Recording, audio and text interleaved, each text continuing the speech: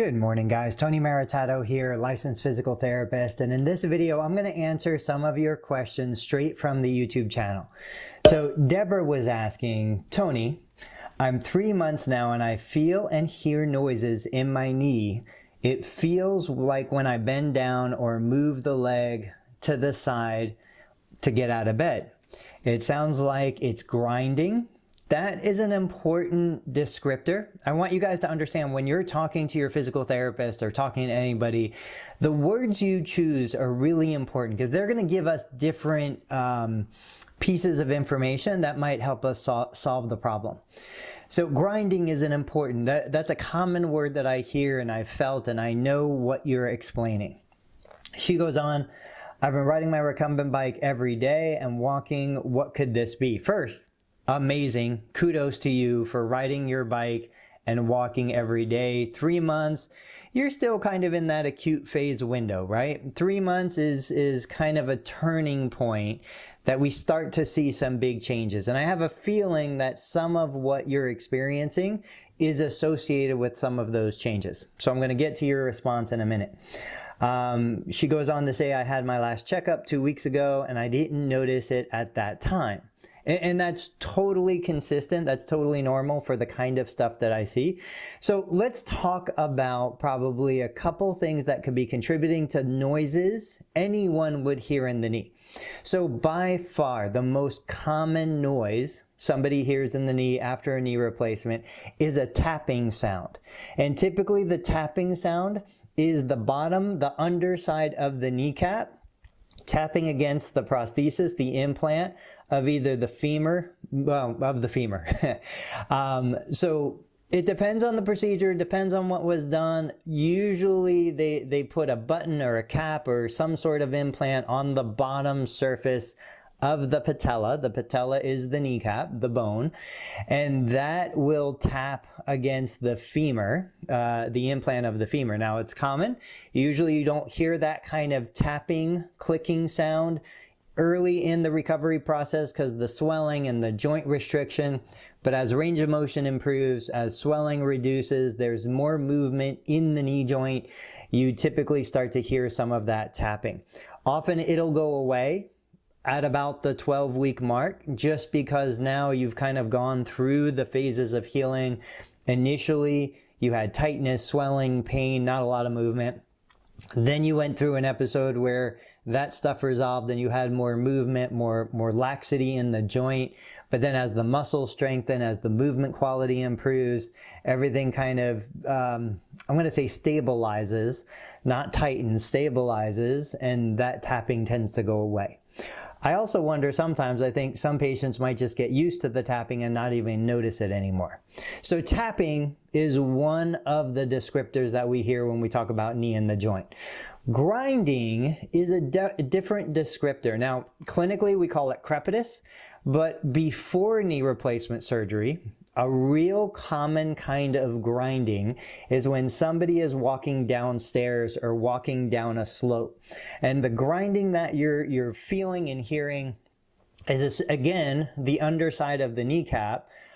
Before surgery, in any kind of arthritic knee condition, there's commonly these kind of fibers. What used to be a smooth surface is now fibrous. They're like long kind of hairs hanging down. And what you're hearing is the underside of the kneecap kind of grinding over the underside of the femur. As the kneecap moves, as there's tension produced through the quad and other musculature around the knee, that kneecap is being pressed against the surface of the femur. And I don't know that you can hear it, but if you rubbed your knuckles together, it's kind of like a grinding sensation. That's typically what's going on inside the knee joint before surgery. Now, in a couple cases, not frequently, I've also had patients experience this after surgery. And so if there was a situation where they didn't put a button or a plug or a cap underneath the patella, maybe it didn't need it at the time. Certainly there's a possibility that there's some crepitus coming in from that. There's other structures in the knee joint that might be rubbing in a way that's producing that grinding. I shared a live video of a patient who had had a knee replacement. Actually, it was her second knee replacement. It was a replacement on the other side. She did amazing. She was great. And I don't remember if it was 12 weeks or later, but it was well past the normal recovery. She all of a sudden started to have a significant amount of grinding in the knee joint as the knee was going from zero, full extension, through like 15 or 20 degrees of flexion. That's typical, again, walking downstairs, sometimes riding a bike. Certain positions will produce that. And so in the video that I shared, go check out my channel for it. We looked at the Q angle, which is the angle of the hip to the knee to the ankle. The sharper the Q angle, sometimes the more of that kind of grinding you get between the patellar tendon and the underside of the patella. In her case though, which was a little bit unusual, she didn't have the grinding through the rehab process. She was discharged from therapy, and then later she developed the grinding. So what we don't know is, did something change in the hip or in the ankle to change the alignment of the knee joint? I don't know. Those are questions that, you know, I wish as a therapist I had a steady series of photos so that I could watch your body change and develop over time, because it's just so hard for us to really understand and know when a new patient comes in the door, what they were like before, what they're like now, what they're gonna be like in the future. But Deborah, to answer your question specifically, the grinding sensation is usually coming from the underside of the kneecap, or potentially some of the connective tissue structures that are either rubbing against the implant or the bone, or sometimes even being compressed, you know? So without doing a full exam, without you being my patient, it's impossible for me to tell you. I can tell you that often this kind of condition doesn't show up on imaging like X-ray or MRI. It really needs a thorough kind of orthopedic assessment.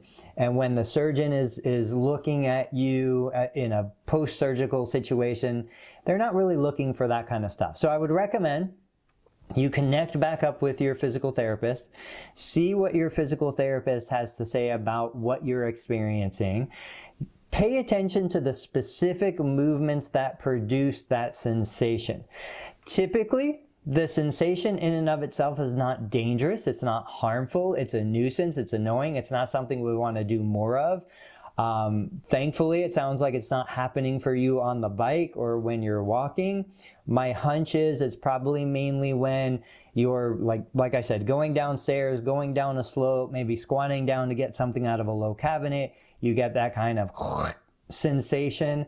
It's not uncommon, but certainly you'd benefit from a thorough evaluation, potentially looking at the hip and the ankle to see if something could be done at those joints to improve the alignment of the knee. Because the knee was put in perfectly straight during surgery, but it's not uncommon that stuff above and below start to change, and we want to kind of catch it early on. So those are by far the most common reasons for noises in the joint, the tapping of the patella, the grinding of the patella or the connective tissue. If you have some other symptom, some other noise that's coming out of your joint, absolutely let me know. You know, because there are other structures, the medial and collateral ligaments, that control the stability of the joint. Something you did say, you were talked about getting out of bed. So again, you're moving to the side, but there is also kind of the combination of the hip flexion, so you're lifting the leg. The knee is probably either extending or flexing while you're bringing it over to the side of the bed. I don't necessarily think, just based on your description, that it has anything to do with the lateral stability. My guess is it's a combination of the extension and lifting the leg along with flexing as you move it that's producing that compression under the patella. But let me know. Follow up on the YouTube comment that you left. Let me know what you think based on what I've said. And let me know if you're still working with a physical therapist, because they will absolutely go a long way in helping you get answers to some of these questions. Guys, as always, I appreciate your time. Subscribe to the channel if you haven't. Like the videos. The channel continues to grow, and the only reason why it's growing is because you guys are making it grow by looking for this content and providing me with questions that I can answer. Guys, I'll catch you on the next video.